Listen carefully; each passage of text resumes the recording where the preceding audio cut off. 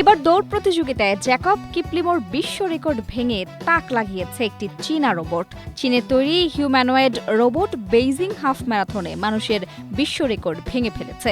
গেল 18 এপ্রিল অনুষ্ঠিত Beijing town half ম্যারাথনে এই বিস্ময়কর সাফল্য দেখায় রোবটটি।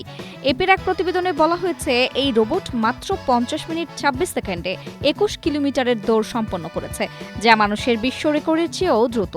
চলতি বছরের মার্চ মাসে লিসবন রোড রেসে উগান্ডার দৌড়বিদ জ্যাকব কিপলিমো একই দূরত্ব প্রায় 57 মিনিটে শেষ করেছিলেন। 2025 সালে প্রথমবার এই প্রতিযোগিতার আয়োজন করা হয়। ওই বছর বিজয়ী রোবট সময় নিয়েছিল 2 ঘন্টা 40 মিনিট 42 সেকেন্ড। অর্থাৎ চলতি বছর রোবট প্রযুক্তির অনেক উন্নতি হয়েছে। স্ট্রবেরি সুপার ডটেড ও ক্লাসিক ভ্যারিয়েন্ট সেন্সেশন জাগুক শিহরণ। চীনের এই রোবটটি তৈরি করেছে প্রযুক্তি প্রতিষ্ঠান অনার। প্রতিষ্ঠানটির প্রকৌশলী ডু শিয়াওদি জানান, দক্ষ দৌড়বিদদের মতো করে রোবটটির নকশা করা হয়েছে। এর পা প্রায় 95 সেন্টিমিটার লম্বা এবং এতে শক্তিশালী লিকুইড কুলিং সিস্টেম ব্যবহার করা হয়েছে, যা অনেকটাই নিজেদের তৈরি প্রযুক্তি।